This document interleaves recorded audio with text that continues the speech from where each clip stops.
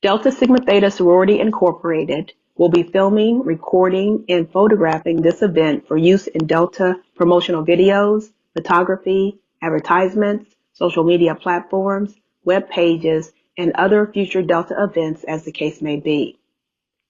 Via continued participation in and by continuing to remain logged into this event, hereby acknowledges that participant may be photographed, filmed, or otherwise recorded while on the premises of the event.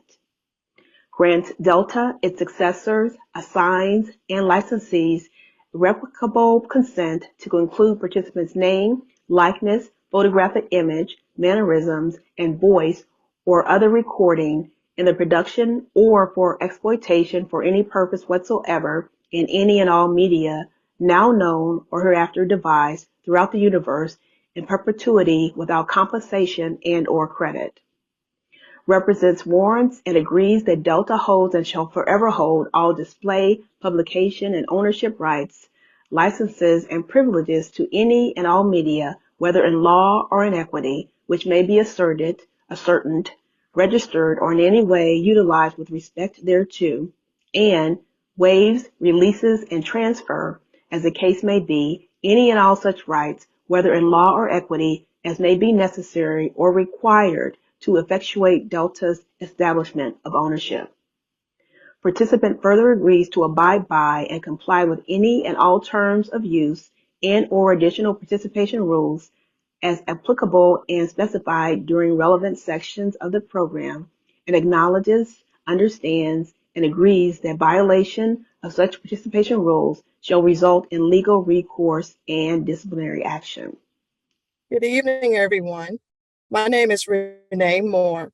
On behalf of the Fairfax County Alumni Chapter President, Helene Fisher, and the members of the Financial Fortitude Committee, it is my pleasure to welcome and thank you for joining us this evening. Our presentations are offered to assist you in building a strong financial foundation. Tonight, we will focus on Real Estate 101, an in-depth look at the home buying, selling, and real estate investing process from beginning to end.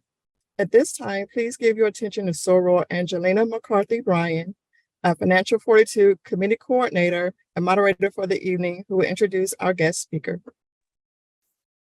Thank you kindly, Soror Renee Moore. We do appreciate you reading our welcome this evening. Thank you, everyone, for joining the Financial Fortitude Committee this evening. You could have been anywhere, but you are here with us, and we do not take that lightly.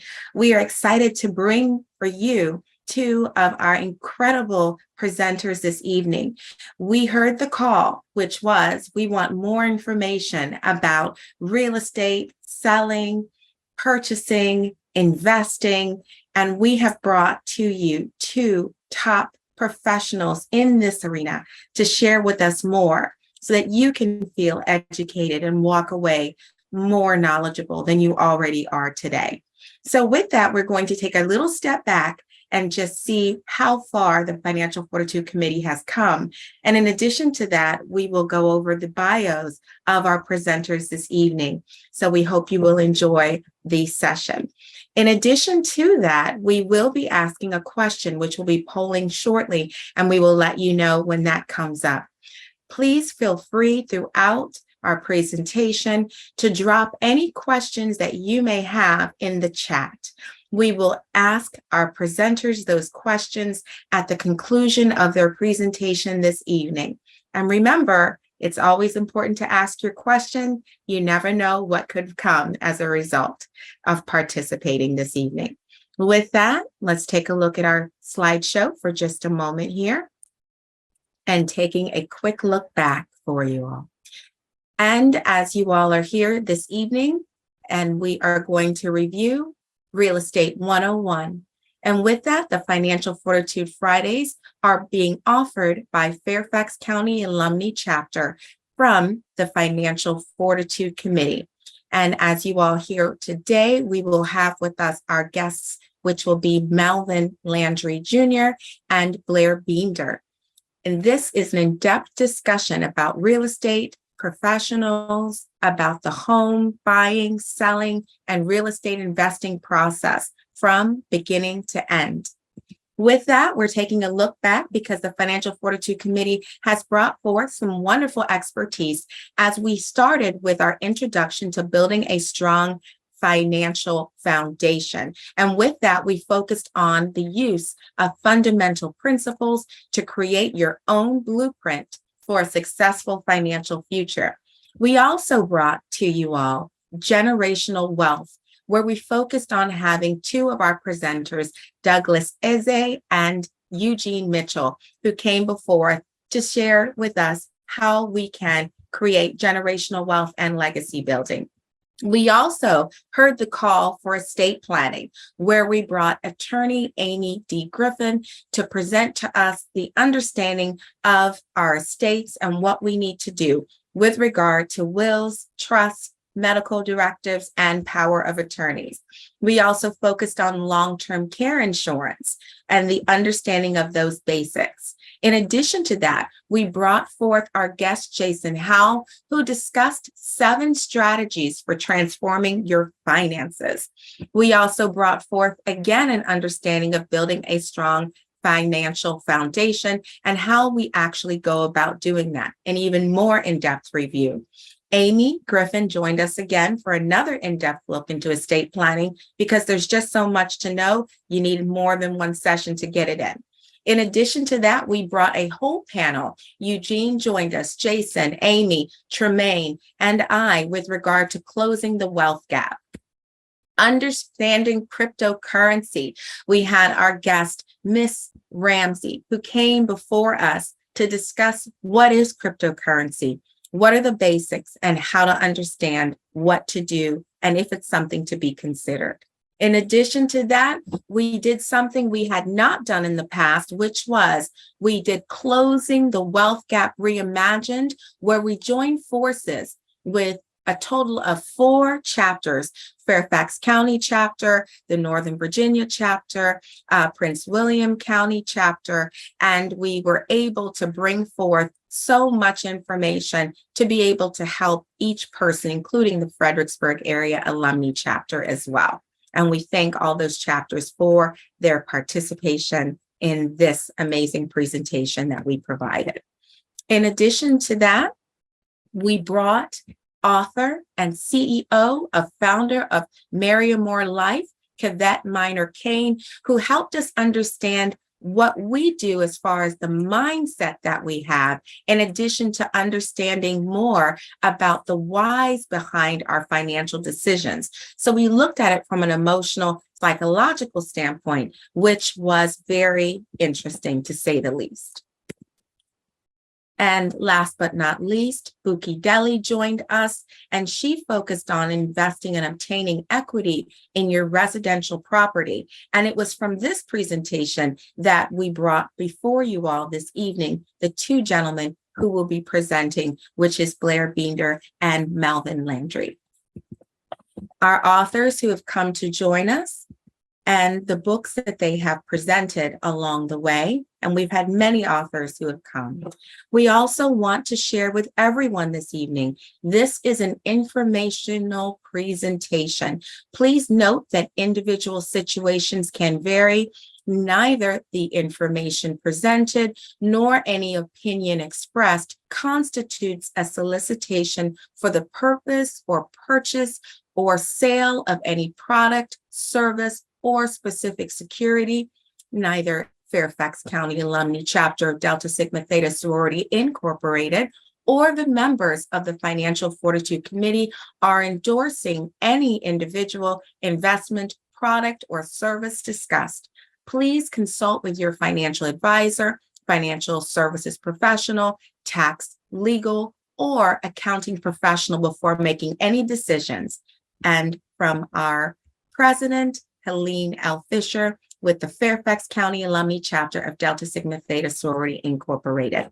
We like to always understand that when we're building our home, this is our financial home. Before you, you will see the bottom says protection, then accumulation, then preservation. Ironically, today's conversation is about real estate, so this is very suitable as it pertains to understanding we are trying to build a strong financial foundation. With that, that could cover many areas as you see before you on the screen.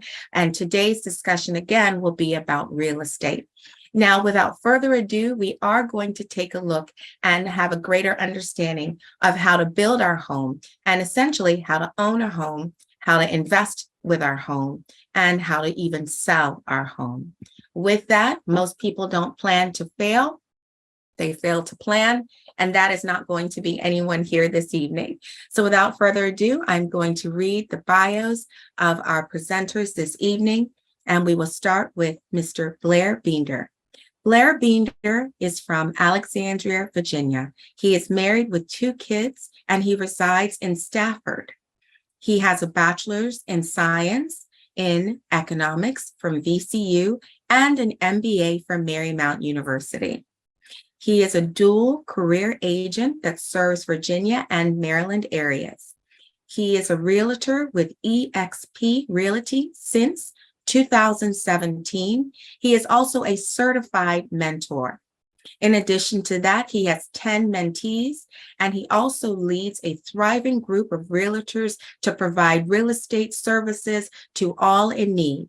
He is also a top producer in sales volumes of 5 million or more, and PWAR 2018, 2020, 2021, 2022, and he also loves to make an impact in people's lives and educating his clients through the process so that they can continue to thrive in real estate forever. In addition to that, that was Mr. Blair Binder. We are also going to take a look at Mr. Melvin Landry's bio. Mr. Melvin Landry is a co-founder of Moreland Equity Capital.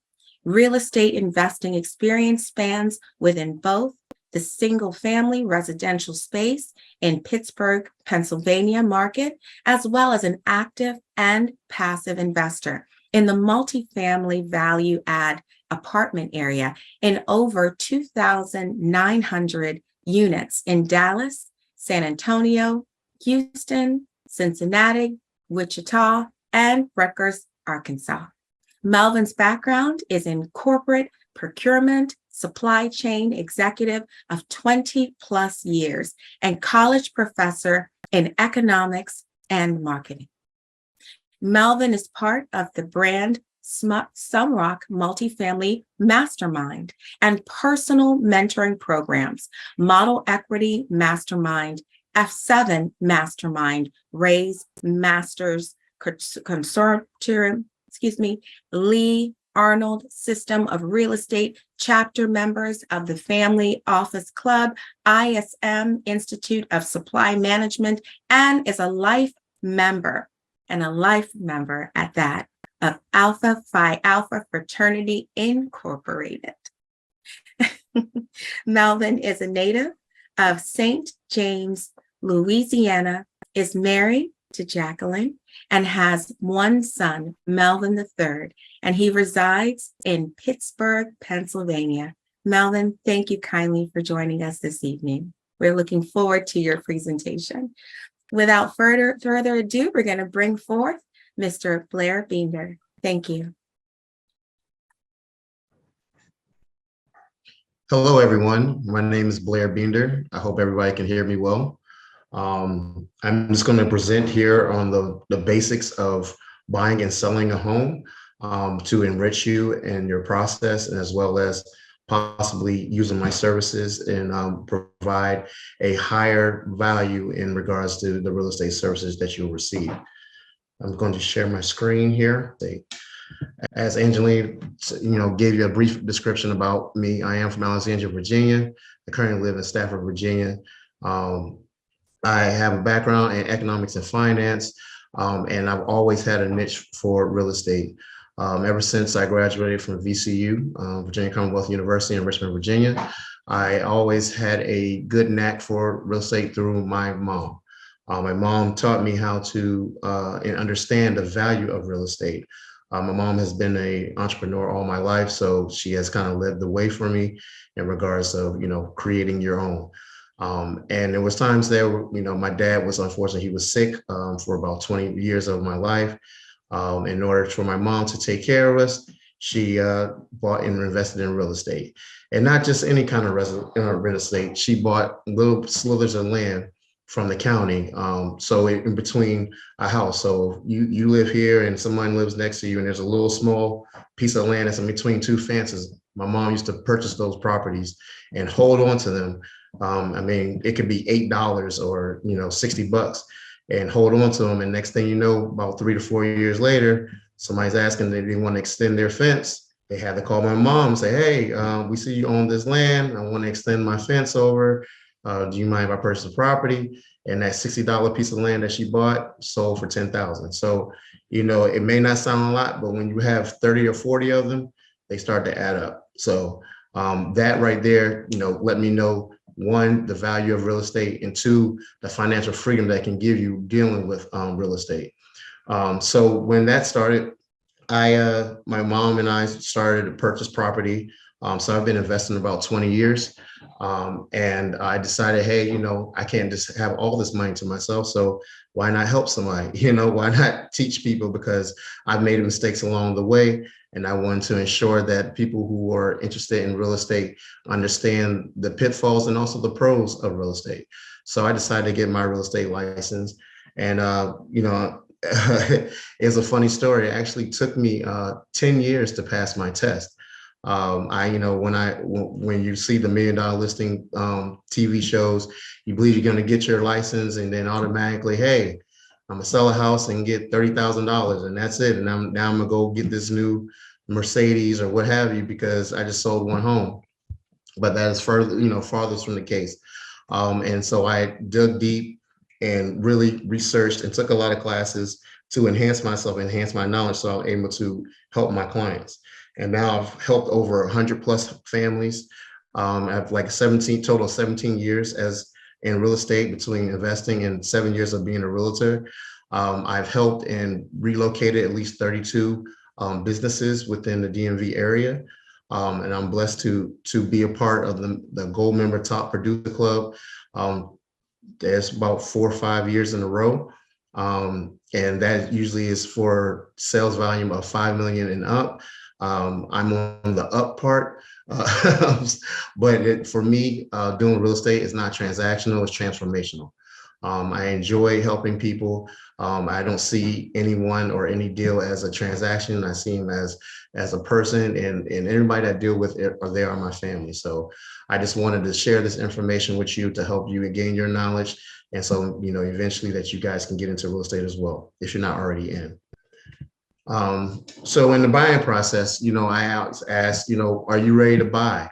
Now I have a lot of, I'll say, young Gen Zers that are contacting me wanting to get into real estate because, they see everything on Facebook and Instagram and they're like, hey, you can go buy a multifamily and become rich. And it's like, it's not necessarily that easy, and you can't just purchase a property with no money down. You can, there are programs for that. But as we know, nothing in life is free. And so I am here to educate, to make sure that what will ask you the reasons of why you're buying. The things that you need in regards to buying real estate is steady income. Being an entrepreneur is a little challenging when you're trying to buy something that needs financing, because as an entrepreneur, they understand that, your income, is up and down, and when it comes to getting financing, most institutions don't see that as favorable. So if you do have a job and you do, work a current 9 to 5, and you do another business on the side, that steady income helps you finance real estate, get car loans or what have you. And also with that steady income, you want to make sure that you have some kind of income, at least 2 years with that same company or within the same industry. Right now, they're in the job market. A lot of people are bouncing around from industry to industry to find out what they want to do, or they're downsizing because the companies are starting to downsize. But having a steady income and having at least 2 years of income is great. Also, I always tell my buyers that having cash for the down payment as we see in the news and some advertisements on social media, there are, some programs or people say, hey, you can buy a home with zero money down. I challenge you to try to buy a home with zero money down, because one, your monthly payment is going to be more, extremely higher than it typically would if you put money down. But if you unfortunately aren't able to have any money down, I do have lenders that I work with across the nation that provide down payment assistance programs, especially if you're a public service member, or you're within, a firefighter, a police person, or a doctor, nurse. There are down payment assistance programs for that. If you're a veteran, there's a VA loans, and then, typically you have a lot of benefits with those programs. And like I said, I have some vendors that are lenders that provide down payment assistance along the way to help some of the first-time home buyers, and also second-time home buyers. Not just the newbies get all the benefits. People who are looking to purchase maybe the second or even the third time do have the opportunity to get down payment assistance on their next properties. Also, you should have at least 2 months of bank statements, and we'll get more into that when it regards into getting pre-qualified with your lender. Let me see. Okay. As I was stating, there's a difference when you're dealing with time to get your financing with the purchasing your home. You should always fill out a loan application with the lender. Now, there are a lot of good banks out there that provide lending services. I'm not going to name the ones. However, I typically use brokers that are available, because if you deal with a big bank like a Bank of America or Navy Federal, they're great banks. However, they only work from 9 to 5. And in dealing in real estate is 24/7. So if there's any issues in regards to, one, most people go look for homes on the weekends. So if you're looking for a home on the weekend and you want to put in an offer, but you need to get a pre-qualification letter, or you need to ask questions to your lender in regards to what is your monthly payment on a certain property, unfortunately, on the weekends, they're unavailable. You have to wait until Monday to do it. And in this market, in the DMV market, homes usually, if they're listed on Friday, they're under contract by Sunday. So having a broker or a broker lender who's able to work outside those boundaries, and you're able to communicate and access them at any time, is a very key component in being competitive in this market. So once you fill out a loan application, you want to get pre-approved, and with pre-approval, and there's also a term called pre-qualified. There are two different terms, totally separate. Being pre-approved is when you fill out a loan application with a lender, they're telling you, hey, or they're asking you certain questions like, what is your income? What is your monthly expenses? Do you have any credit cards? Are there any other debts that you have? Now, this is just information that you yourself are just writing in, and there's no documents being requested. So that is then, the lender gets that information and they pre-approve you for the certain amount based on your income, your debt to income ratio, just off of information that you're providing. There's no factual documentation.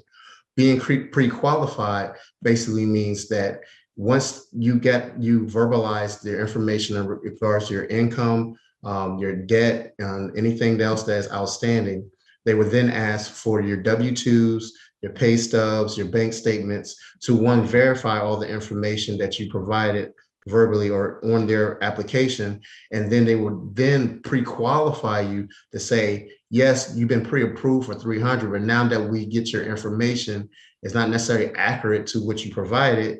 You may be pre-qualified for 280 instead of 300, which we pre-approved you for, because they actually see the actual numbers of what you have. So being pre-qualified is very key in regards to starting your home buying process. Usually with that information, I usually do not deal with buyers until we get you pre-qualified, because we want to know exactly how much you can purchase, and I want to make sure that you stay within your budget. Yes, you may want the home that's 5,000 square feet, but if your budget is not within that 5,000 square feet, I don't want to one, waste your time in regards to having high hopes of having this mansion, when unfortunately you have to downsize to a home that's maybe 3,000 square feet instead of 5,000. And my goal is to make sure that you're financially savvy and not house poor. You can get in a home and be at the top of your budget, but you may have to, go back to the old college days and eat some ramen noodles from time to time in order to make sure that, we make those payments. But I want to make sure that the lifestyle that you have increases, not necessarily decreases, because you're purchasing a home. And so I consult you. I give free consultations to anyone who's looking to purchase a home, and we actually go through that information after we get your pre-qualification letter. I currently have 2 lenders that I deal with. One is Michael Bogart with Mid-America Mortgage, and another young gentleman is Al Sharif with Guaranteed Rate Mortgage. Now, both of these lenders I use because I deal with a lot of clients that are, some are very high profile and some are first-time home buyers. But like I said, on the weekends, sometimes it could be hard to get someone that's a 9 to 5. These 2 gentlemen here are available to me at all times. If we want to put an offer on a home, I can say, hey, Mike, we're looking to put an offer at $1 million. What is the monthly payment going to be? What information else does my client need to provide, so we can make sure that we're competitive when we're submitting an offer. Al Sharif as well, he provides actually pre-qualified, where he can qualify you completely through the whole process and get you into underwriting. And underwriting basically means that once the lender gets all your information and we have a house under contract, they then send that information to an underwriter. An underwriter determines if you should get that loan or not. And with Mr. Al Sharif, he can get you actually not just pre-qualified, but actually qualified all the way up to the point where all we need is the appraisal of the home in order for you to get the loan for the property. So he will get you all the way to the last step, and all we need to do next is just find a home. One that helps us a lot when it comes to this competitive market in the DMV area, where they have some buyers who can buy in cash.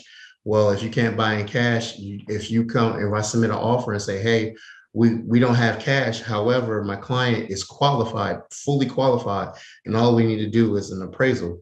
That then makes you more favorable compared to someone that's just submitting an offer that is not all the way qualified and has to go through the full appraisal process. One that shortens your appraisal contingency timing from 21 days to 5 days, which makes your offer stronger than someone that is looking to do a full appraisal time of 30 days. Because as we know, most sellers want to sell their properties quick. And so if you're able to provide shorter times, then it'll be more favorable to accept your offer versus another offer. The approval documents, once again, as stated before, is pay stubs, bank statements, tax returns, proof of employment, and then at least 580 credit score. Now that is very important. I want to kind of hang in on that number. When it comes to renting homes, I deal with renters as well. It's actually it's easier and more efficient to purchase a home than it is to rent a home currently, because to rent a home, there are much more stringent requirements that are into renting a home. For the last 5 or 6 homes I've dealt with clients, the landlords required 700 credit score and 2 to 3 months of rent in advance. So that can be, almost $10,000 to $12,000 that a renter has to do to get into a home, versus purchasing a home where they need a minimum of at least 580, and they can get down payment assistance to purchase a home. So instead of that $12,000 going to a landlord and renting a home, and you get no benefits, you can use that $10,000 to $8,000 to put a down payment to purchase a home. And then you get all the benefits in owning a home. I would then ask you, what are you looking for in a home? Are you looking for, location? What's more important to you? Location, price, bedroom style? Are you moving because of a certain school district? Now, in my line of business, unfortunately, we cannot tell you which schools are best or what areas have, high crime.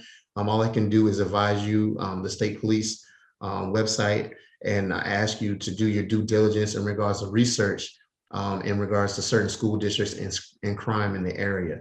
Now, I get a lot of clients, say from California and Texas, that are moving to the DMV area, and they are looking to move into certain school districts because of the research that they've done. However, you know, some school districts may be rated higher than others, but I always advise them that even though it may be higher, it depends on how your child is going to fit in that school system. Because you can move to a certain area because they have a good school system, or technically consider a good school system. But if your child gets in there and they have a lot of challenges in learning and staying focused, that school may not be best for you. So it's always best to, you know, contact or talk to some parents in the neighborhood. And usually I provide those services where if that is one of the main reasons why you're moving to a certain area is because of the school district, I will go and door knock and talk to some neighbors in the neighborhood and ask them certain questions to just to get how, you know, how does your child like this school? How do you like this school?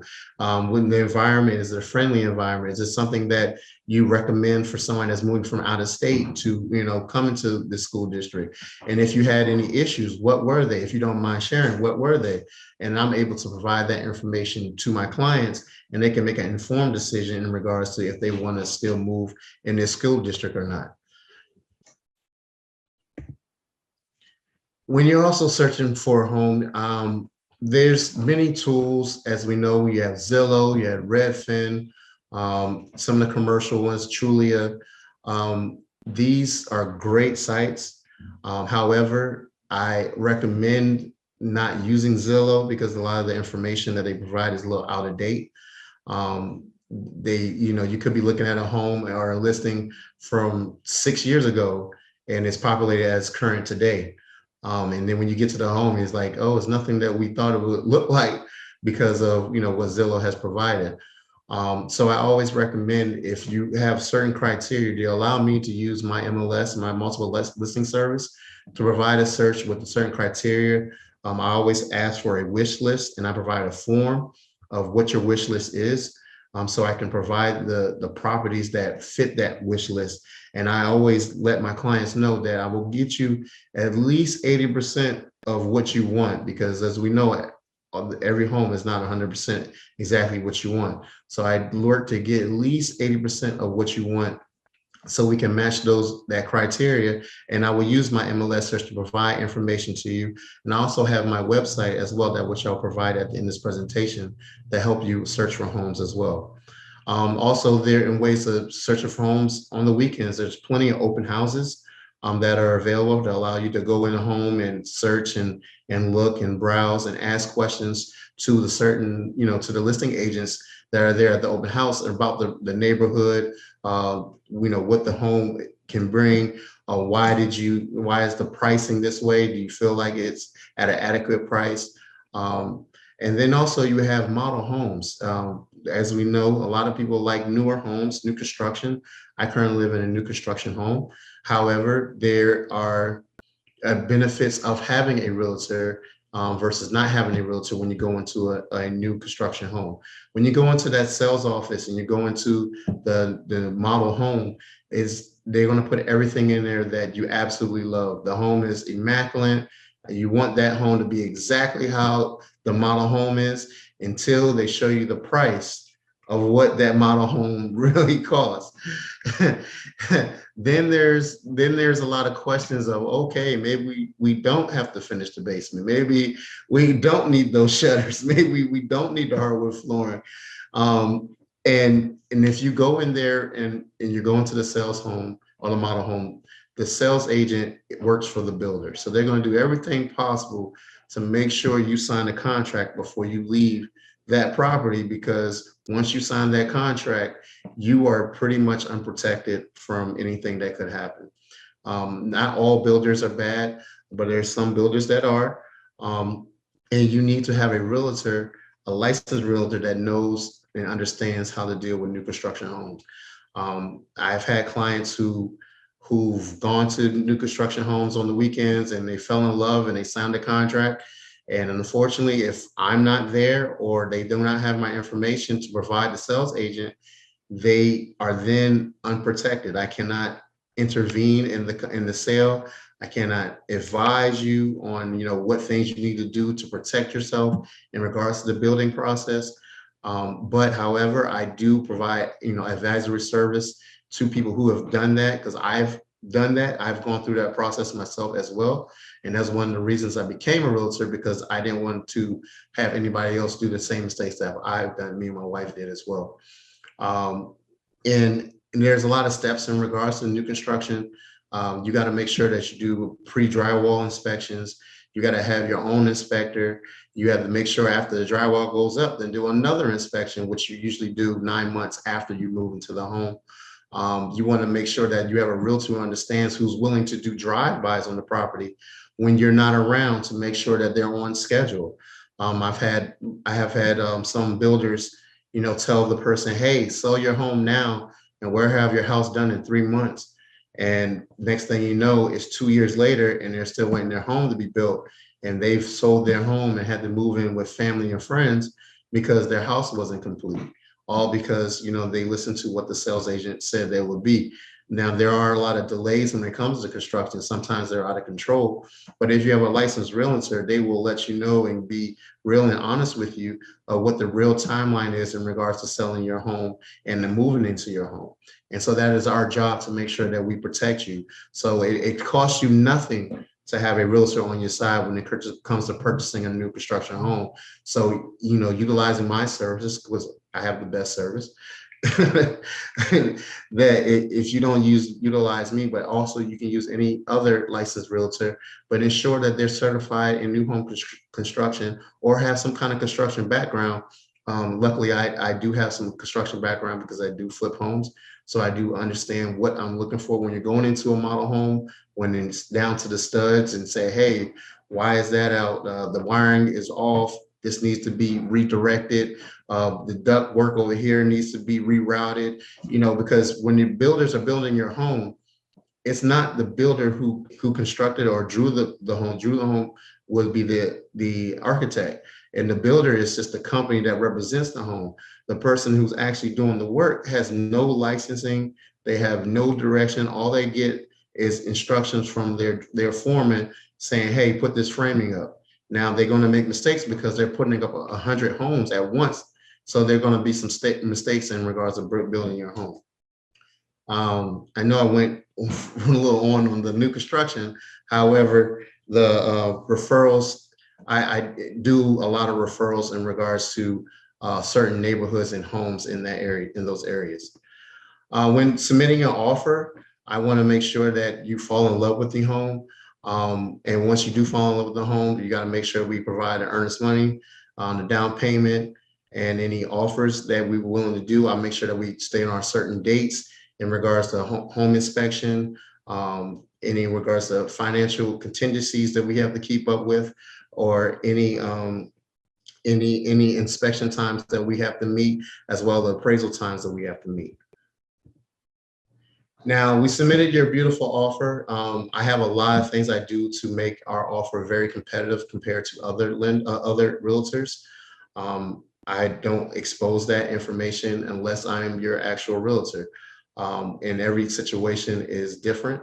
And so, when we get together and have our consultation and you find a home, I do my due diligence to find out what the seller wants so that we submit a competitive offer, and that is something that will be accepted over the other offers.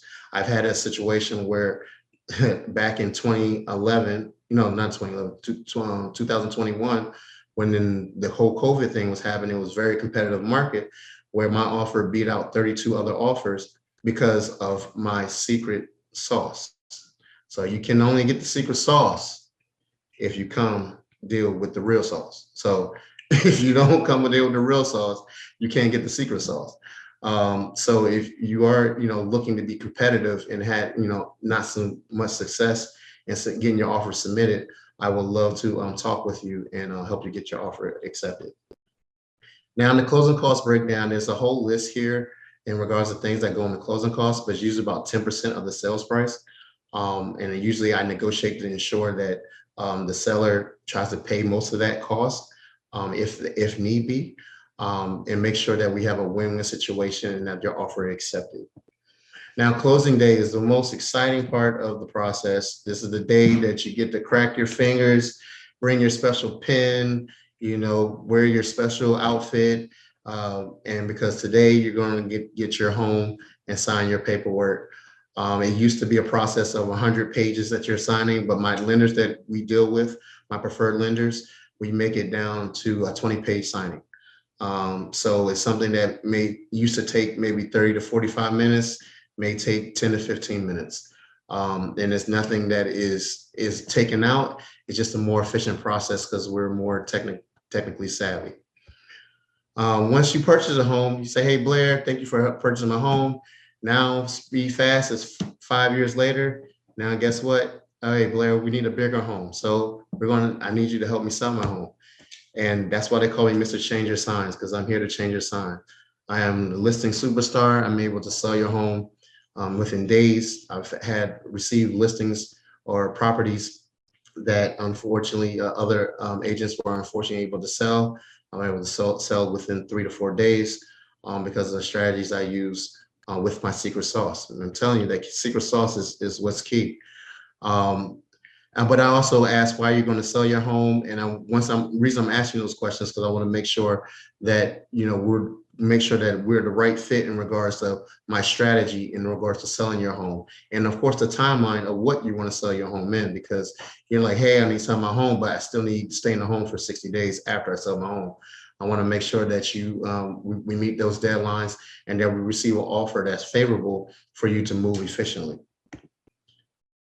Now, I asked you important questions, like I said, about why you're moving, how you're moving, what agent you're looking for, what major challenges are in selling your home. Have you had any issues while you had the home? Is any water damage or things that you need to do? At this point, I'm your lawyer when it comes to selling your home. I want to know the real nitty-gritty of what's wrong with your home. You say, Blair, hey, there's a leak in the basement. I don't know where it's been coming from. It's been going on for about a year. I will know how to address that, and so we can sell your home for top dollar. My signature points, I'm very no-nonsense approach in the selling real estate. And then, I tell them make sure that we're a right fit in regards to selling your property. Now, when you're selling your property, I also provide the numbers that are needed in order for you to move on to your next property and say, hey, Blair, I need to net at least $50,000 to go into my next property. But I need to sell my property at this price point. And I'm like, well, unfortunately, we have to do it at a lower price in order to get it sold. But these are the strategies we can do to ensure that you get that $50,000. If in regards to buyer credit, lender credit, even, realtor credit, we'll make sure I work to ensure that we meet your goal. I'm very upfront in regards to, what it's going to take to sell your home. And then if there's some reason there's any delays of selling your home, there needs to be adjustments. I will explain what the adjustments are and how we're going to go forth. I provide a full plan on how we're going to make and achieve your goals. I also stay on top, as Angelina spoke earlier. I was a government employee. I did work for GSA for 19 years, and as of September 1st, I have gone full entrepreneur in regards to my real estate business to expand and help more and more families, achieve the American dream. Because one, I believe in, helping everyone achieve this American dream. And I believe that, leaving my current position will allow me to do so more efficiently and more effectively.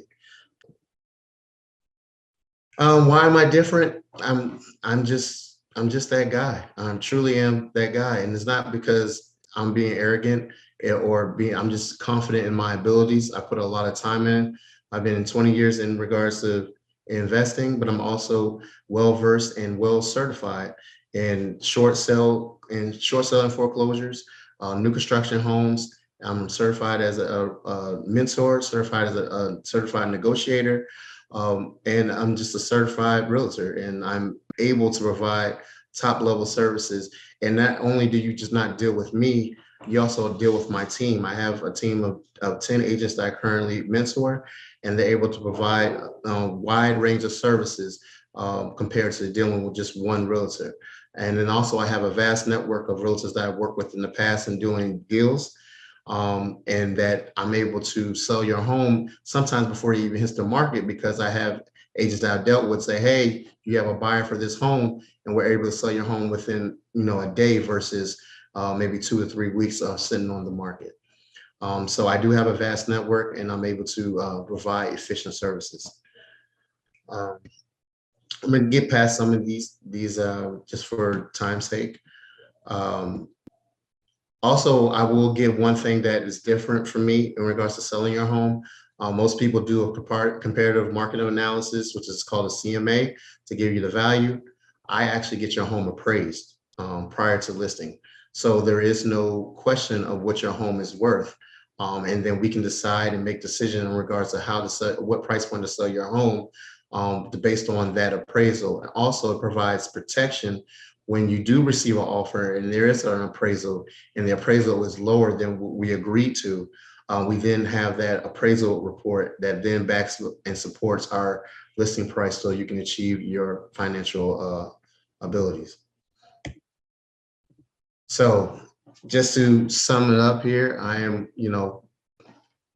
honored and thankful that Ms. Angelina Bryan allowed me to come talk to you guys today in regards to dealing with real estate from the beginning to the end. It's truly been an honor. If you need to reach out to me, my phone number is 703-216-9239. And you can email me at blair.binder@exprealty.com. My license number as well. At the end of this presentation, Angelina can provide my PowerPoint to anyone who wants to, go through those slides. And if you want to reach out to me, I would love to offer any consultation services. And also, when you're dealing with me, you're not just dealing with me, you're also helping the community. So every time I close a deal for a family, a portion of my commission goes to the charity of your choice. And so that not only you're just purchasing a home for your next dream, but also helping others within our community. So I truly thank you for your time, and I'll turn it back over to Ms. Angelina. Thank you so much, Blair. What a wealth of knowledge that we have had in this 30-minute time frame. I can honestly say that I feel even more empowered. Although I'm already a homeowner, I feel like I just learned a whole new way of purchasing and understanding it from an investor perspective. And we'll definitely get to those questions a little bit later, because one of mine was about you talking about flipping homes. And I know we have a wealth of questions that will follow. So Blair, thank you so much for your presentation. I'm in a transition here in just a moment. But before we do, we would like everybody to participate. And if you could, we're going to bring up a poll. Now, this is all about, participating in the process. And we have a question that's going to come before you. We're going to have our technology team and, bring up that question or that poll here. And Blair, thank you kindly. You can stop sharing whenever you're ready. And everybody, here's your question.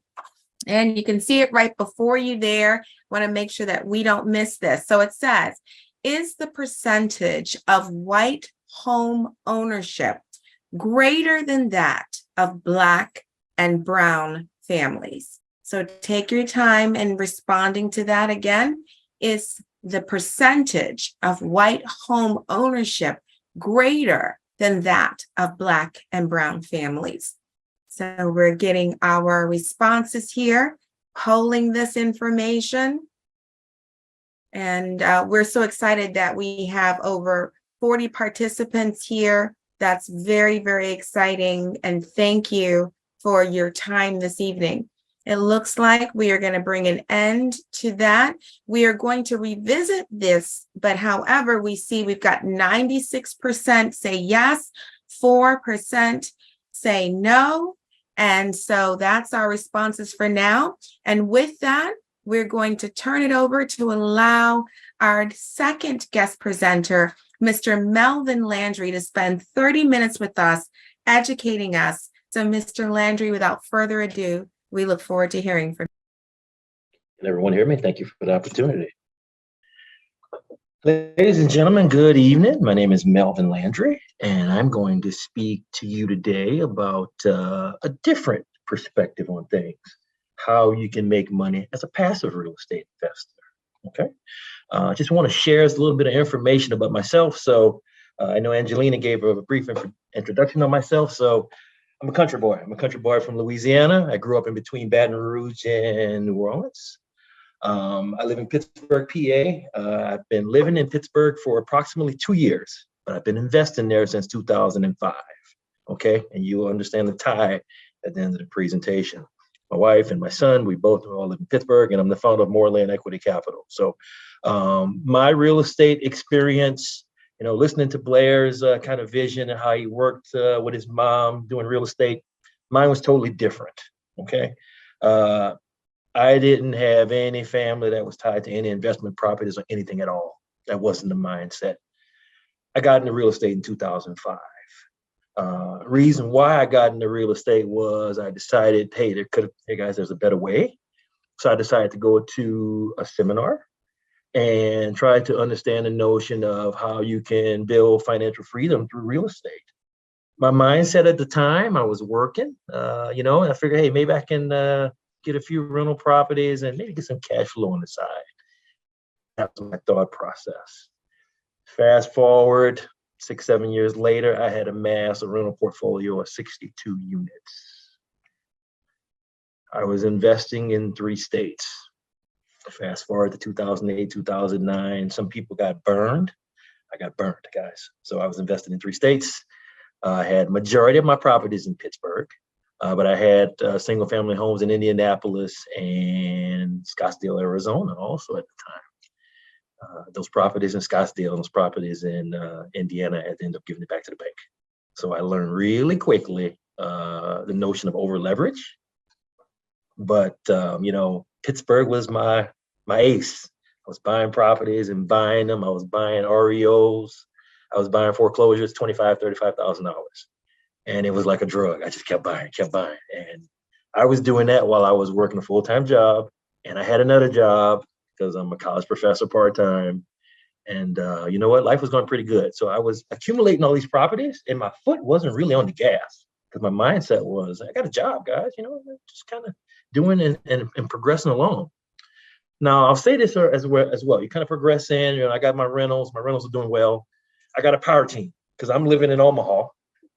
And I got my realtor, I got my contractors, I got my title company, I got a power team, and things are going well. So I have amassed, even post 2008, 2000, I was getting $25,000 to $35,000 a month cash flow net. So I got educated, I got a mentor, and I found a system, and I just kind of stuck with it.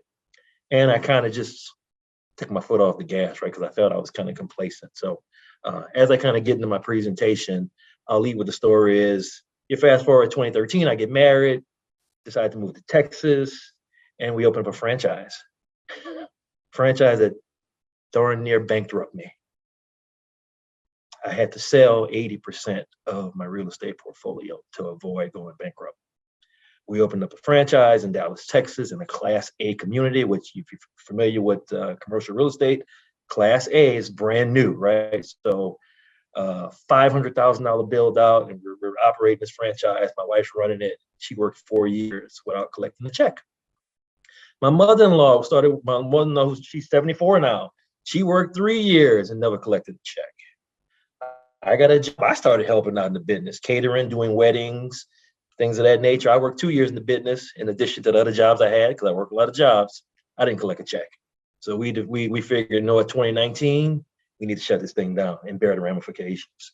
So I'll say thank the man above that I had a real estate portfolio and I got a little bit of education because I was able to sell off to mitigate the risks of the legal ramifications with the franchise and came out okay. I'm still kicking. So my background is procurement supply chain. I still work a 9 to 5 today. I'm still a professor at 3 schools. Teaching is my calling. I like to do it. I don't do it for the money. And I love real estate. I love multifamily real estate. So now as you get educated, right, and as you kind of progress, right, things happen for a reason, a season, or a lifetime. Multifamily was the best thing that happened to me. So I'm almost in 3,000 doors now, guys, invested. I'm active in about 250 units, and I'll explain what active real estate means. And I'm passive in about 2,600 units, okay? And again, I'm a teacher, educator. Education is the great equalizer. That is true.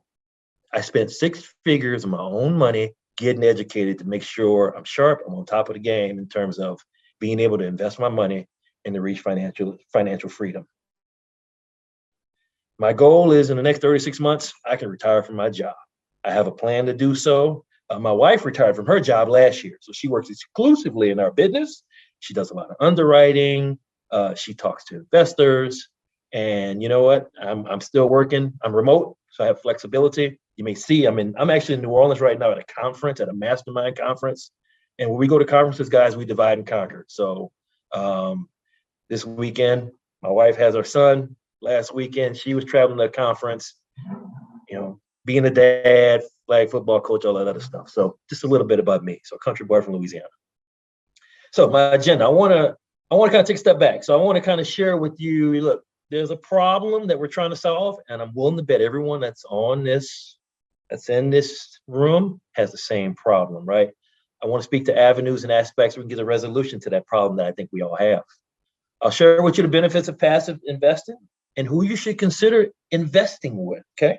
And also I'll speak to the criteria for being a passive investor. And again, we'll take any and all questions, open book. I'll share my experiences, lay it on the line, and provide you with the intel you need to make good decisions, okay? Now, this is a problem that I know everyone has, guys. Not enough time. Not enough time to spend with your family, not enough time to spend on the things that matters. Time is really the only thing that you can't get back. Light bulb hit me hard, but 4 or 5 years ago, right? We're all chasing after time, right? We got jobs, we got families, we got things to do.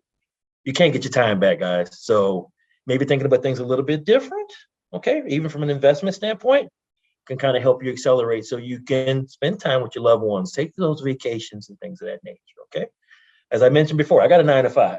I got a 36-month plan that's really, really aggressive.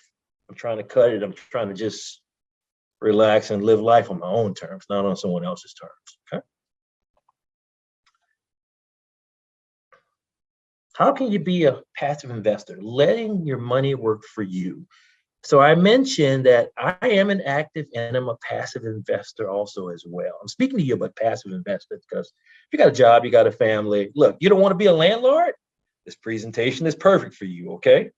I'm an active investor. What that means, I'm a part of a team that has acquired an apartment building, and we manage the asset managers, so the property management team. So very first property I invested in as an active investor was in San Antonio, Texas, 48 units, $5.4 million, okay? As a general partner, I am responsible to my other investors who invested in me in the project. And you know what? We spend weekly calls with the property manager talking about, hey, what's good, what's bad, what's ugly at the property? How can we keep our occupancy up? And how we can really keep expenses low, keep rents high, right? So we can take care of our overall investors. It's called a real estate syndication, okay? So as an active investor, either me or my wife, we're on those calls every Wednesday and we're talking to the property managers. We're going through KPIs, what's going on at the property. How's occupancy, right? As an apartment investor, you like to hear 90% or more from an occupied standpoint, right? So anything below that or below 80% has a cause for overall concern, particularly when you have a large apartment building, right? So from that respective ordeal. As a passive investor, I am passively invested in 10 different apartment projects across the country. Texas, Kansas, Arkansas, Ohio, etc. What does it mean to be a passive investor? Well, you can invest many different ways. You may have the capital to invest in a project. Those investments vary. It could be $25,000, it could be $50,000, it could be $100,000, right? There's different avenues that you can also use to invest in these projects, right? It could be cash if you got it. Some folks may not have cash, but I know someone may have an old retirement that's sitting out there collecting dust. Did you know you can use your IRA to invest passively in an apartment building? Those options are out there. Not quite sure if you knew, but there are. There are a bunch of different passive investment out there. One is single family. So many folks on this call, right? You may have one rental property, right? It may be a headache for you. Trust me, I started off there. I no longer deal with single family rentals. Zero. The only way I'm gonna deal with a single family is if I'm gonna do a flip. Only way. And I'm got a flip that's going on right now. And I can share those specifics or deal of what I paid for it, how much I got for it, loan, what the ARV was, et cetera, to kind of share with you an example. Look, I'm an active investor. I try to flip 4 to 5 houses a year. And that's about it, right? I got a crew that I got, right? I've been working with for years. I know, Blair was on as a realtor. My wife's my realtor. My wife only works as a realtor for me. She doesn't go showing around houses or things of that nature. She works exclusively for me, and we've agreed to that. We do that to kind of keep the fees in the family. Okay, so that's, every realtor is different, but my wife agreed, right? We're trying to grow our multifamily business. I work for you, right? Kind of keeps me going, and we kind of make a decision when we kind of buy our rentals, particularly in Pittsburgh. Now, I've been invested in Pittsburgh in 2005, and again, only way I'd buy a single family home is if I'm going to flip it. What we buy in our market, 4-plex, 6-plex, 8-plex, 10-plex, and we try to acquire value add properties that I can get a rehab loan. I can get 90 to 95% financing, where it depends on the ARV, which is the after repair value. So I try to get these properties in opportunity zones, primarily, and I love affordable housing. Folks give Section 8 a negative connotation. I love it. I love it. The government's giving you your money. And what I found, look, typically if I can get a young lady into my property, she may have another family member or whatever, and it's all about taking care of your tenants. You have a fiduciary duty as a landlord to really provide great housing for your tenants, regardless if they're on Section 8 or whatever program or not. You owe them the duty to give them a nice place to live, not just a place to live, a nice place to live. And that's what I pride myself on, taking care of my tenants. And you know what? The demand is like gangbusters. I run a few ads, but I don't have problems filling my units. I really don't. I got folks begging me, hey man, you got somewhere to stay? And it's great to see repeat business. You do right by people, people do right by you. Okay. Other passive investments I want to speak to.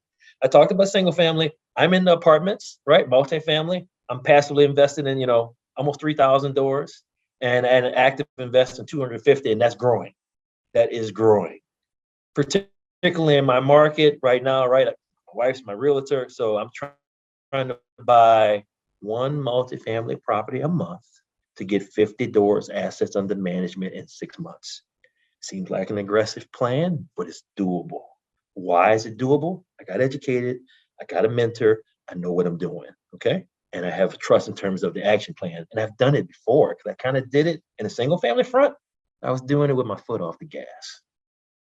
So additionally, there's triple net options that you can passively invest in, right? When I think triple net, think about your local grocery store, right? There's a commercial little retail mall. For example, I invested in a triple net opportunity in Salt Lake, Texas, that's paying a monthly distribution. And I did that with my IRA.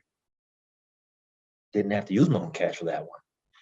And there's other investment opportunities as well. Self-storage, mobile home parks, right? There's a lot of different things that you can invest in. It's about, where your appetite at and how you want to get diversified at the end of the day, okay? I know for me, I'm bullish on multifamily. I invested in a triple net ordeal just in August.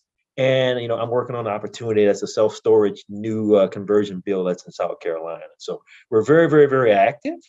And we're really trying to kind of move the needle and kind of stay working on a project. Now, this respective self-storage project that I'm working on, it's not just me that's buying the self-storage facility.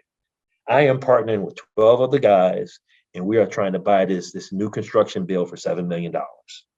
Okay, we're going to get debt on that $7 million, but there's a portion of it we got to raise money. Okay, that's where you go and you work with investors to try to help bring the equity to bridge the gap to execute on the overall project.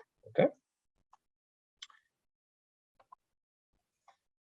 A lot of benefits of passive investing. So one of the benefits of that is of cash distribution. So I think I mentioned I invested passively in 8 deals last year, and I was active in approximately 1, okay, in 2022 alone. So in those 8 passive investments, I'm getting distribution checks on all but 2. The 2 that I'm not getting distribution checks on, I trusted the sponsor. but everyone knows what's going on with interest rates, right? And when you have bridge and variable debt, it's pretty ugly out there right now, right? So if you're on a variable debt rate loan on a $10 million property, think about your debt service coverage ratio, which the acronym is DSCR, right? So in many cases, whereas, sponsors have bought properties, large apartment buildings, and they had variable rate debt, right? Those 2-3% rates of 2021 are now gone. They're double, more than double. So you're seeing a little bit of rift in the market. You probably may have heard about some foreclosures that has happened in the market. If you follow Wall Street Journal, you may have seen a guy who he foreclosed on, I think maybe 4 properties in the Houston area.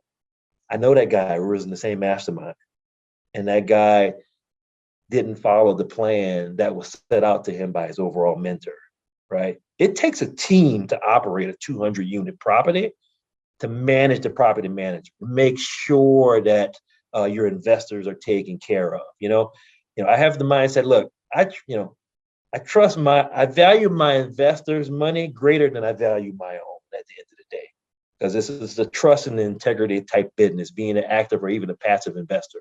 When I put $50K in a respective apartment building, because I know, like, and trust the sponsor, everything's projected, right? Who could have projected we'd be at 7.5%, 8% interest rates right now? When I started investing, it was 2.5% to 3%. So returns were great. Things on a few of them that had variable rate debt was a little bit different. But some of the benefits and the value when you think about passive investing, appreciation of real estate, right? So, we're in a unique time right now, guys. I mean, interest rates are high, not much on the market, and I can understand why. When I purchased my single family home in November 2021, I got it at a 2.85 interest rate.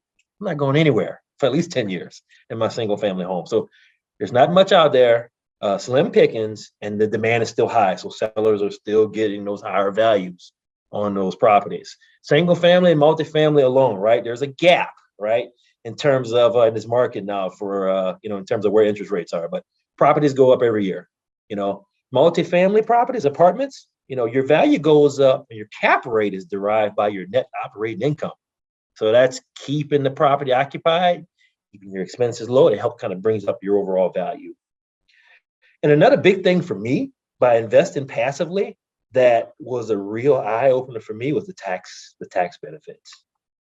Understanding the tax law or getting some type of intel and general information on your tax law is key and critical. So if you have some familiarity with the tax law, in 2017, President Trump passed Inflation Reduction Act or deal that targeted bonus depreciation for overall passive investment. So, I mean, what does that mean? So, for example, I invested in an apartment building. I invested $100,000 in a building, and I got a K1 that was negative, not positive, but negative. I got a negative K1 for $82,000. When you passively invest in assets that need value add, typically, you get a K1 that's actually negative, which can actually help and enhance your overall tax situation. Now, disclaimer: everyone's situation is different. Okay, so make sure you consult with your tax professional, like Angelina mentioned. Everyone's situation is different, and see how could passive investing be very beneficial for you. So I know for me, right, I work multiple jobs, right, bringing in decent income. Anything I can do to kind of not pay Uncle Sam. Remember, it's not about what you make, guys. It's about what you keep. Okay, it's about what you keep at the end of the day. That's all that matters. Nothing else really matters. Because if you're cutting the check to the tax man, who's winning? Him, not you.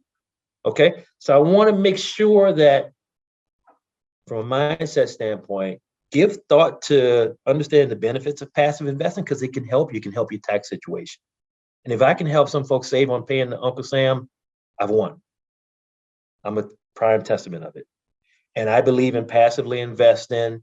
I try to passively invest in 4 to 6 different apartment buildings, self-storage.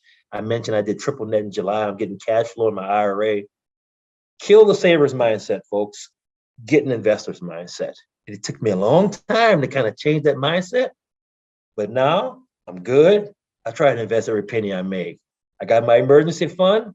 And as you know, it's about investing. What other deal I get to? Because I'm like, man, if I can save on my tax bill or get a nice refund from investing passively, And look, I don't have to deal with the landlord or property manager. I'm good. So it's something to think about, okay? Right. When you think about a sponsor, right, who to invest with?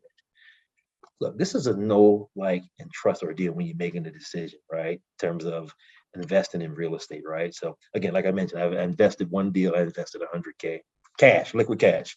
Another deal, I invested 50K throughout my IRA. So once I kind of understood the methodology behind the benefits of it, I went gangbusters. You know, I worked a lot of jobs over my career. I had a bunch of 401K sitting out there doing nothing but collecting dust. So I immediately transferred those old 401ks into a self-directed IRA, and I started immediately investing across the board. You want to invest with individuals who are educated, who are part of communities, and folks who kind of went through, you know, and kind of got mentorship. Okay, I mean, making sure you educate with someone who you know, you like, and you trust at the end of the day, and folks that kind of know what they're talking about, who's kind of proven and done results. That's key from that standpoint. And initially, you know, for me, my first investment was with an individual who I met at a seminar, and I had kind of gravitated to the individual. Come to find out, the guy who I invested in his deal, you know, he had daughter and a son who went to school in Louisiana, right? So that was the icebreaker. I'm from Louisiana. I went to school in Baton Rouge, undergrad, and, you know, and it just, you know, I got to know the individual, built a real good relationship. I invested in two of his deals. That's doing very well, by the way. So again, right, these how these discussions go when you're kind of building, you know, you're trying to build rapport, even if you're a sponsor or if you're an active investor, or if you're a passive investor, right? You kind of want to know who you're dealing with. You want to know who you're investing with at the end of the day, okay? Mentorship is key. Guys, I'll say it one time, I'll say it again. I thank the man above for me getting a mentor way back when I accelerated into single family. If I didn't have that real estate portfolio, I'd probably be bankrupt, and I don't know where I would be. So look, you know, real estate has been a godsend for me. So I believe by it. You know, I've done very well in it, and I'm continuing to build well in it now. Instead of just kind of keeping my foot off the gas, I got my foot on the accelerator. I'm trying to go as fast as possible to reach financial freedom. Okay. I get asked this question a lot. Melvin, do you work with people like me who want to invest in family? And the answer is yes, guys. Absolutely. Absolutely. If you're thinking about diversification, you kind of maybe don't know where to start, we should probably have a discussion. Okay. I'm going to leave you with this, guys.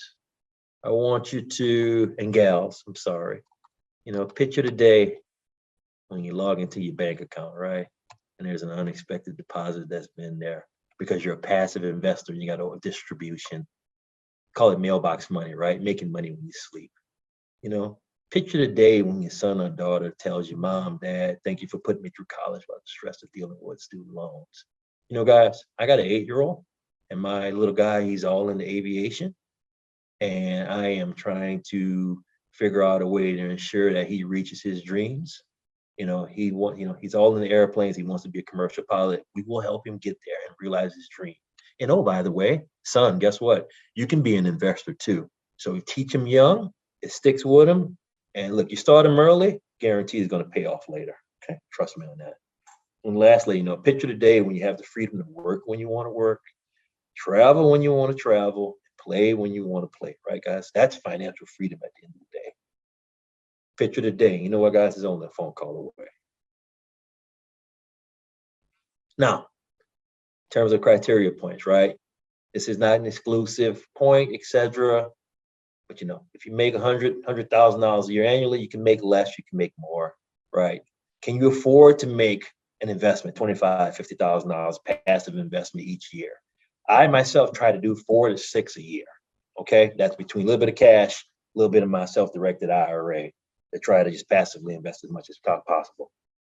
Could you live without cash distributions? I call it mailbox money. Looks good, but you know me, I like many of us on this call, I already have a 9 to 5. I have multiple jobs, right? So I can live without it, but I mean that cash distribution potentially could be helpful if you have a sponsor, right? That you're working with, the profit is performing, right? Net operating income is up, right? Cash distributions are indeed an option that you can earn as being a passive investor. And lastly, did you know that you can invest with your retirement account? I spoke to that earlier. So utilize my IRA, self-directed IRA, Roth or traditional, and you can, and it matters also as well in terms of your custodian. So typically your Fidelities of the world, your Charles Schwab, those guys do not allow you the freedom to put your money where you want to put it, okay? So you got to look at a third-party custodian like a Quest Equity Trust directed IRA, or there are IRA custodians out there in the marketplace who allow you to take control of your own money so you can put it wherever you want to put it from an investment standpoint. Know the difference, okay? And find out, saying from a respective custodian standpoint, because the big guys, they don't allow you to do that. So if all the questions here are yes, from your respective situation, let's take a look at the next slide. Next, hey, let's chat. I have a barcode here. Maybe have a financial freedom call. Would love to understand and hear about your situation and understand what your specific investing goals are. Everyone's investing goals are different. I know for me, I'm invested in my own market. I love Pittsburgh. I'm not really going from a smaller multifamily front, anything outside of that, but I'm investing in larger multifamily with partners. Okay, I can't go out today and buy a 200-unit apartment building on my own. I can't do it. But if I got 12 to 15 partners on my general partnership team, right? We all have the experience, right? We have 10% liquidity for this large deal, right? We're able to get the debt, and then we raise the equity to help take it down and help bring value, help bring cash flow for our overall investors. Okay. I want to leave you guys with this. morelandequity.com is my website. Also, I got a podcast. We drop a dime every Thursday. It's called Get Diversified. If you want to get diversified, you should listen to my podcast. I'm on YouTube, Apple Podcasts. Subscribe, listen, etc. And guys, if you can be reached, my phone number is there, my email is there. And I want to say, Angelina, thank you for introducing me.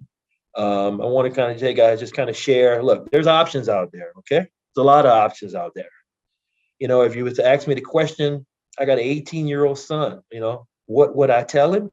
Here's what I would tell my 18-year-old self now if I had the opportunity to. I'd go get a fourplex, I'd go get a threeplex, triplex or fourplex, okay? Get an FHA loan, okay? You can live on the FHA under that 4-unit, keep them rented, live for free. Tell your kids, your nephews, or if they're young, get a fourplex, live in one, have the other 3 tenants pay you to live there. Okay, that's what I'm telling my little guy now. Whenever he goes to college, I'm gonna try to find a 4 or 6plex. You can live in one, son. Everyone else pays for you to live there. It'll be under your LLC. Keep it, sell it, do whatever you want with it. But it's time to change the game. I'm active on social media. And you know what? When we're in school, what we're always taught about, A's and B's, right? Can we flip the script a little bit and talk about F and C's? Finance and credit. I'm gonna leave it right there. Thank you very much. Thank you so much, Melvin. Wow. I mean, I have written so much. I hope I can decipher through this entire document of knowledge that you and Blair have provided us this evening. Of course, I want to give a special thanks to our entire Financial Fortitude team who make these events possible. And it was thankfully Sora Regina Ware who introduced you to us. Yeah. So thank you so much for coming, and sharing your knowledge. And Blair and I go all the way back to high school. We will not say how old we are, but it is awesome to have you here with us, and college. So so excited to have you. We want to thank our entire team. Of course, LaQuinda Christensen, just again, Thornton, throw that in there. Wonderful job helping us this evening. Just Sean Robinson Chu, Charlene Eberhardt, Elsie Daniels, and Renee Moore, all a part of our amazing team. And of course, our president, Helene Fisher. who again, this could not be possible without. So we want to thank our entire Financial Fortitude team. Now, we have had some amazing questions come through. And before we answer these questions, we're going to go ahead and get through these questions and Facebook questions that we have. In the interim, you are going to see an evaluation populate in the chat. Please do us a big favor and take the evaluation. We want to know if this was informative, if you want more of this, if you want less of this, but hopefully it's more, and what more we could be doing to educate you all.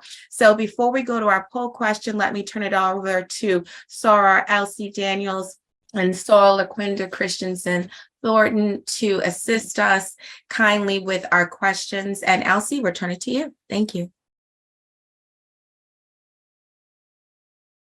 Thank you, gentlemen, both for all the wonderful information that you provided to us. It was very eye-opening. My husband and I bought our first home, and I wish we would have had this session before we did that. So I'm looking forward to hearing the answers to some of these wonderful questions that I've been reading in the chat as you guys have been presenting. So our first question, I believe, is for Blair. It says, any advice you can share to offer new realtors to ensure success? Yes, builds very strong relationships throughout the community, along with agents. Go to any networking opportunities there are with other agents, and as well as be invested into your clients. Your clients are your best motivators and your best referrals. I don't do any cold calling or door knocking in regards to getting or attaining more business. I just put all my efforts and my time into investing into my clients. I check on all my clients once a month, even if I sold your home 5 years ago, just to make sure that the home is great, because we do build a rapport and even send gifts in regards to, kids' birthdays, graduate from college, graduate from high school, things of that nature, because your clients and people are your best resource. That's great. Relationships mean more and can be more valuable than people often give them credit for. Next question is also for Blair. I believe the first chunk of the questions are for Blair. So Melvin, they did not forget about you, but he just presented first. So that's how the questions came in. It says, Blair, you mentioned down payment assistance programs for second-time home buyers. What are they? Well, those are dealt with my preferred lenders that I had on my presentation with Mike Bogar with Mid-America Mortgage, and I can his contact information is on the presentation, and he can go and get in depth of what those programs are and what the requirements are. Great. Thank you for that. And then someone said, flipping homes, tell us more. Yeah, flipping homes are always great. They, as Melvin eloquently spoke about, as he got started in his ventures, flipping homes is a great start. But you also it's all about the numbers. And Melvin can attest that if the numbers don't make sense, it's not worth the time. And so if you're going to do real estate flipping or house flipping, as we call it, that you definitely should get a mentor. Because if you've never done it before, a mentor is the person who's gone through the ups and downs in flipping and can tell you, and help you evaluate a deal to make sure that the numbers make sense and that you have the right crew, the right materials, and make sure that you're going to, if you plan on, renting the property out, make sure that those numbers are viable. And that's something that's going to be a long-term plan versus you're just, renovating a home to sell, which is great. But, there are a lot of great risk in regards to that because, of course, your initial budget never is met. You do always go over to meet the timeline and as well your profit number. So, getting a mentor, as Melvin explained, is very, very key. I know Melvin provides mentorship in regards to that, in regards to flipping, but I advise on the flipping strategies and, particular properties that come across my desk. I do get a lot of properties that are off market. Off market basically means they're not on the MLS, they're not on Zillow, they're not on Redfin. They're actually, someone, unfortunately, grandma passed, whatever, And, you know, if they're looking to sell a home, or the home is getting ready to go into foreclosure and they need someone to, you know, purchase or take over the mortgage, so, you know, they can keep their credit intact so they can go to a next home, to make it a win-win situation. So if you do have any questions, please contact me or contact Melvin in regards to mentorship in those regards. Would you like to add to that, Melvin? Yeah, I will say, look, at the end of the day, it's about the numbers. You know, I know for me, and I'll share an example of a deal that I bought. So, you know, I'm buying in PA. The properties are a lot cheaper than where you're at, Blair, I'm sure. So I bought a property, single family in the Opportunity Zone. I purchased it for $50,000. Okay. My budget to renovate is $47,000. I went to a private lender that lent me 95%, 10.99%. I got a 12-month interest-only loan. I'm trying to get that thing turned in 90 to 120 days. ARV, 165. Has a huge yard, has his own little carport, has a shed. I stage my own properties. So through my education and mentorship, I get my 8-year-old, that's how I pay him. I pay him a couple of $1,000s, right? It's in the family, right? He comes help daddy stage. We take professional pictures. We launch to market. And oh, by the way, my wife's my realtor. So I can save that way too. So it took years of education to get savvy in terms of how I can, you know, be savvy, et cetera. But one thing Blair mentioned, that budget, yeah. Last 3 flips I've done has been about 15 to 20% over. Just no way around it. So yeah, it happens. And of course, you know, don't account for supplies increasing. The price of supplies have gone up tremendously. So that does cut into your budget. I mean, into your profit. Yeah. Luckily, I got a workaround for that too. I got a parent who works at Lowe's. Oh, So I get my there you go. materials at a little bit of a discount. So I've been into in the game, right, to try to figure out ways I can be. I'm a procurement guy. So anything I can do to save on costs, I'm like, let's go. So yeah. But the average person, right, it doesn't work for them that way. So just got to be mindful, know your numbers, and work with a realtor who understands the market. I know Pittsburgh market like the back of my hand.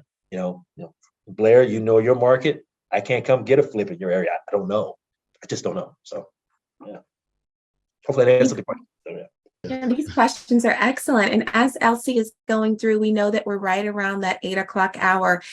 We would like for you all to kindly stay on, if you would, to hear the answers to your questions. We are committed with our 2 great panelists to answer your questions. Please also do kindly complete the evaluation, and we will have a poll at the end as well. You can see all of this in the chat.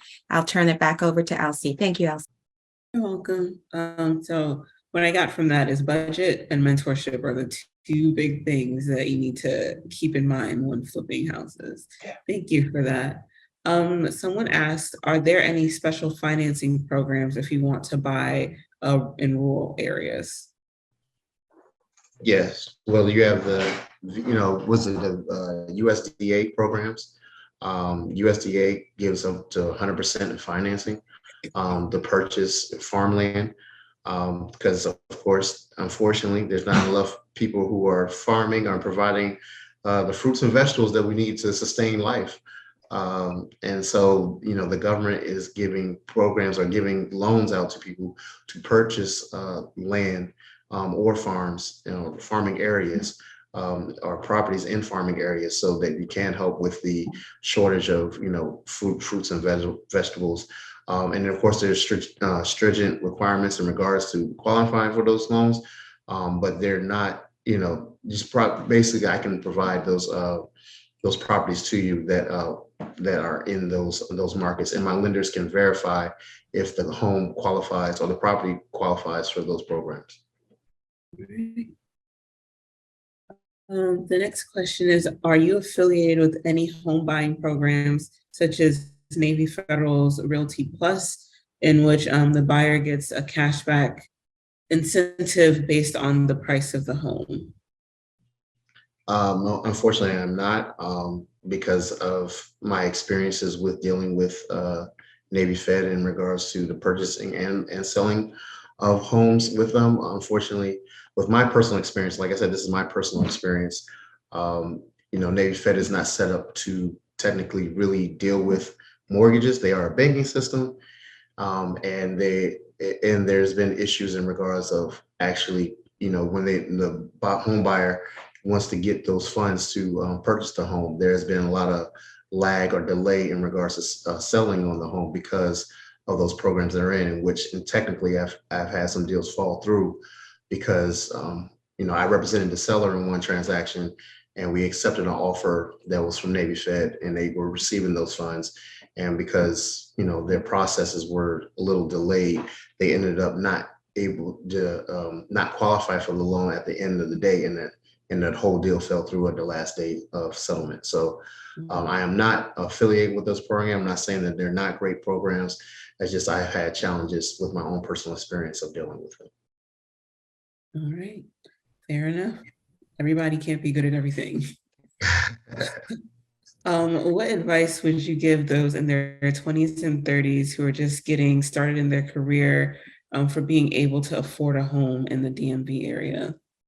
Well, great question, because I actually have a young lady, my goddaughter, who's 24, and she is looking to purchase her first home, and we're working together to get that.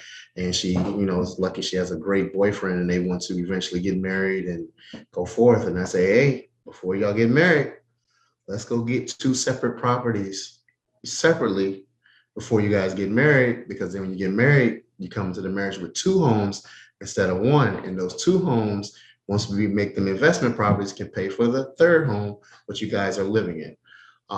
And so I always recommend, and Melvin attests, he's all about multifamily. Multifamily is a great investment at that early age. I believe Fannie Mae and Freddie Mac have just put a groundbreaking news on multifamily financing in regards to going from 20% to 5% down payment. Which is a tremendous improvement on the program to allow more, younger buyers in the 20 to 30 range to achieve that multifamily properties. And so, in the 20 to 30 range, you want to make sure that, one, they definitely have a good job, a good cash flow and position that will allow them to get the financing to get their first home. And usually we use FHA financing, which is only 3.5% down. Which will allow them to at least get into the property and then at least stay in the property for 6 months, and then they can move on and rent those properties out and move on to the next property. So I highly recommend that. I know it's kind of passe that, as parents, we want to kick our kids out at 18 or, right after college. But if they're able to come home and save some money to our down payment on their first property, I highly recommend that they stay home for a couple of years, get a nice paying job, and just, put money aside for that down payment, and, they can get into the real estate game that way. Thank you for that. Would you like to add anything, Melvin, not specifically in the DMV area, but in general? Hey, I'll just say, Blair mentioned the notion, right? The mindset has always been your kids get 18, kick them out of the house. You got to change that. Got to change it, just got to change that mindset. And you know what? For me, I live in Pittsburgh in the #1 school district in the state of PA. I told my wife, like, man, I wish I could have went and bought a 5-unit, right? Because there's not much multifamily in my municipality. Soon as he graduates, we're downsizing. We're going to live in one of our buildings. It's going to be a 2-bedroom for me and the wife and a 1-bedroom for little guy. Come and go as you please. Let people pay me to live. That's the mindset, and I'm laser focused on making sure that happens. So, because right now I'm in a 2,200 square foot house, and I don't need much space, right? 10 years ago, I was like, oh, I want a 5,000 square foot house. I want a pool. I've had that.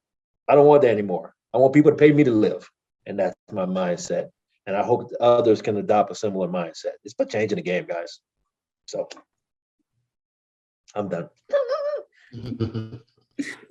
Thank you for that. It's definitely helpful when young people have a plan and their parents are willing and able to help them reach their goals.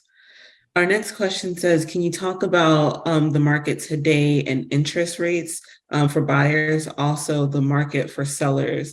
Please talk about assumable mortgages. Okay, that's a big question. I'm going to unpack that a little bit. The interest rates currently is about 7.65.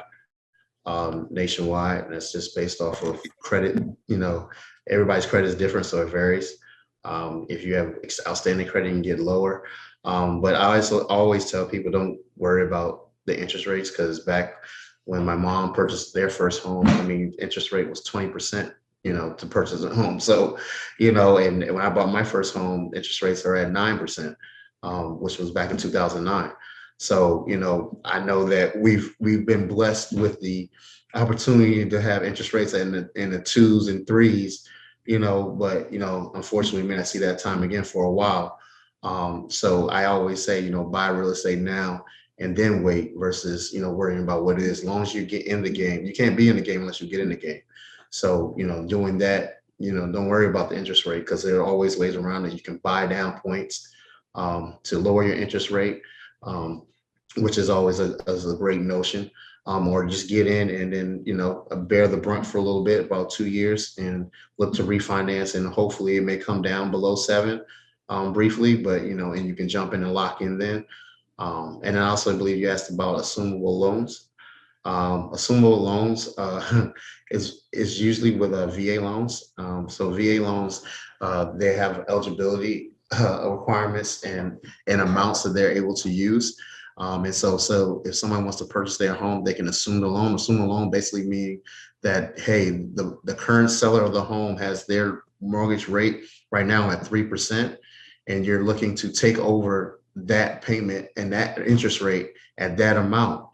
But what only thing that is an issue is the person who had the seller who has that interest rate at 3% loses their eligibility, and they cannot go purchase another home because that assumable rate is still stuck with that property. So yes, it sounds favorable and it sounds amazing, but the seller loses out on their eligibility to purchase the next home unless they're retired and they're looking to move into an apartment because, you know, they just don't want to deal with anything. They just want to be a renter. Then it's something that's favorable and it's something that is advantageous. Also, people understand when you're assuming the loan, you're assuming the loan amount. So say their interest rate is at 3% and their loan balance is at 300,000, but they're selling the home at 500,000. You still have to come up with the difference of the 500,000 that they're looking to sell their home. So if you do not have $200,000 in cash, there are lenders who do provide what they call bridge loans to finance that extra 200,000. So you can acquire the property, but you do get the base 3% interest rate.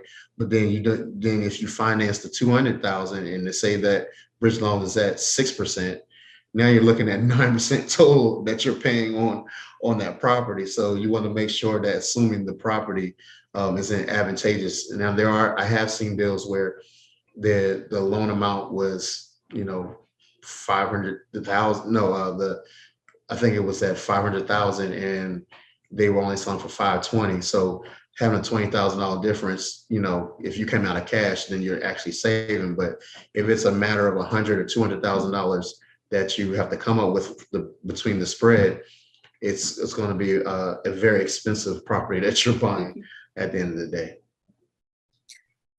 Yeah. I don't know very many people who just have $200,000 just laying around. Maybe you guys do, but my friends and I do not. And I'm in that 20 to 30 age range. That's all right. The next question is, have you seen buyers come to closing with addendums have you seen buyers come to closing with addendums to the original sales agreement? And so that person said it happened to me recently. Yes, I have seen that. Usually those addendums happen on the closing days only because they're able, maybe the appraisal came in lower than expected, or two, there was issues with the walkthrough at the last day. They found, you know, maybe they didn't see when they were buying the home, maybe there was holes in the wall, maybe the hot water doesn't work anymore for some reason as soon as, you know, the person moves out. So there has been changes the last second, and usually the realtors get together and try to make sure we resolve it because we want the deal to close and make sure that the buyers and sellers are happy. So if there's needs to be some kind of change, addendums do happen the day of closing. But we're able to work through, hopefully make a win-win situation. Mhm. The next question is, what can you tell me about the Teacher Next Door program, and what do you think about Homes from HUD? So Teachers Next Door program is a great program, allows teachers, because I definitely appreciate teachers for all they do, dealing with our kids for the majority of the day, that they give them down payment money to purchase a home, because they do sometimes live on they achieve a modest salary, to allow them to get the home that they want at an affordable price, and that then they're able, to be able to provide and do their occupation without the stresses of, if they're going to make mortgage next month, because, unfortunately, they didn't get paid. If it was up to me, they would make $200,000 or $300,000 a year. But, unfortunately here they do not. So they want to make sure that there's an even playing field for teachers to purchase homes and they live at an affordable rate. And then the second part of the question was about HUD Homes, I believe. Yes. Yeah, so HUD Homes, I'll let Melvin speak about that. I know he'll probably be a lot well versed on HUD Homes and the inventory that's available. Yeah, so I mean, yeah, generally, I mean, you think HUD Homes, right? They're program homes, right? They're economical, right? I've purchased a couple of HUD Homes in my career, and again, it's about the opportunity and what's kind of available from an inventory standpoint. So it's a unique time right now, because you think about what the way rates are, and I want to speak particularly in the multifamily front with bridge loans.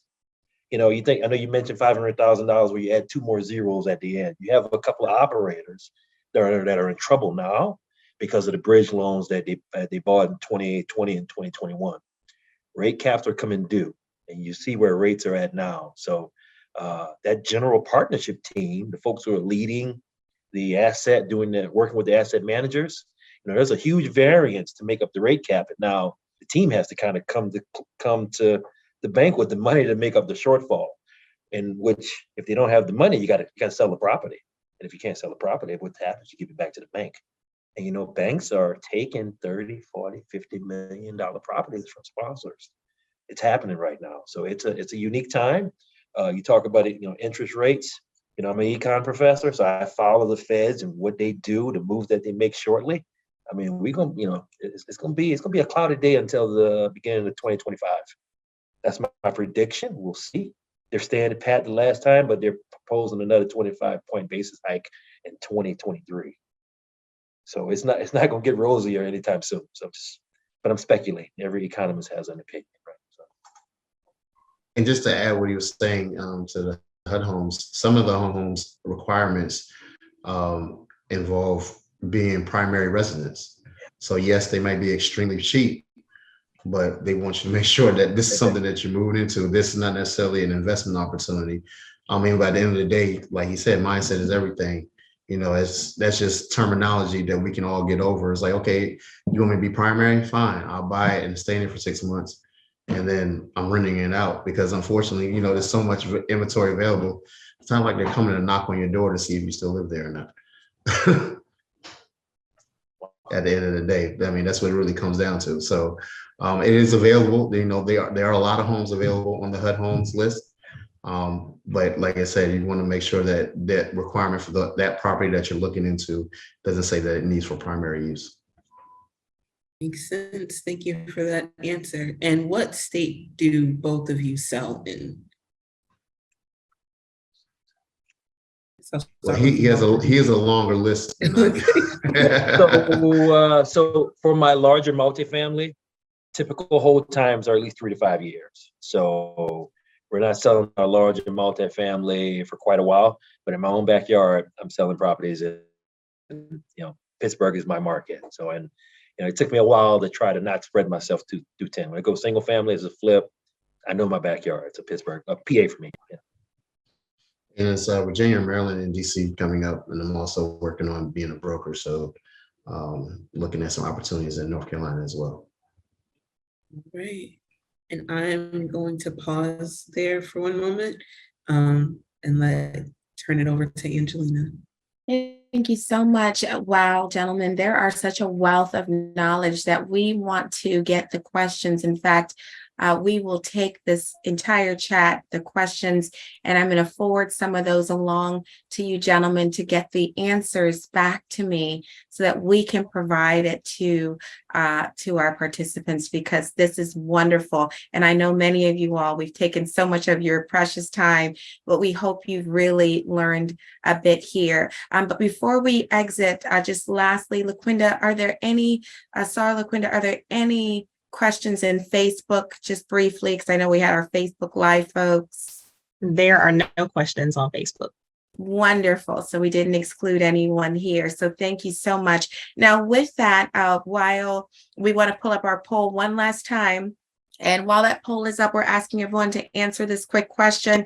This is very helpful to us. And the question that you will have for you is the same question we asked before, but we want to know where you stand now.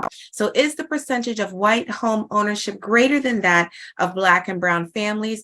Please go ahead and answer this question for us. Everyone would be very helpful. Thank you.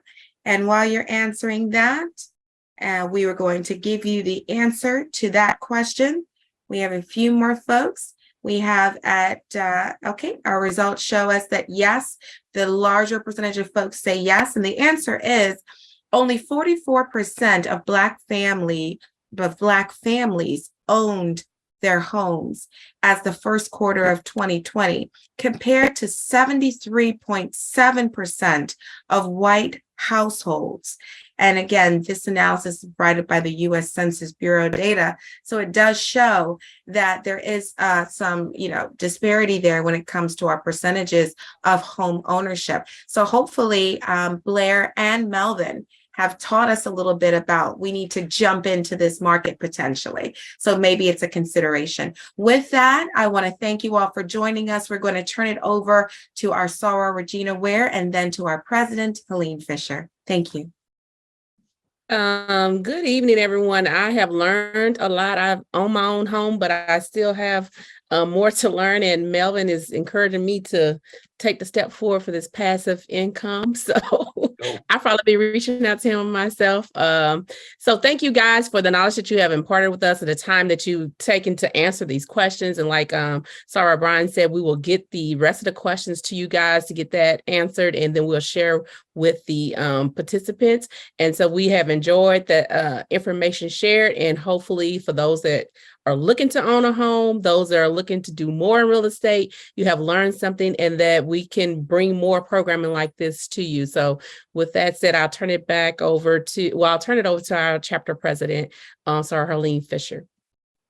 Thank you so much. So I don't want to be redundant with what has already been said, but I definitely want to thank those of you who have joined us this evening for this panel discussion. And Blair and Melvin, people pay to hear the information that you two shared with us this evening. And so we are very appreciative of your generosity with the Fairfax County Alumni Chapter and our participants. This event has been recorded. We're going to be sharing it with others. Again, phenomenal. So thank you so much for everything that you shared with us this evening. And speaking of the recordings, I did place in the chat the link for where you can find our other events and where you'll find this event very soon.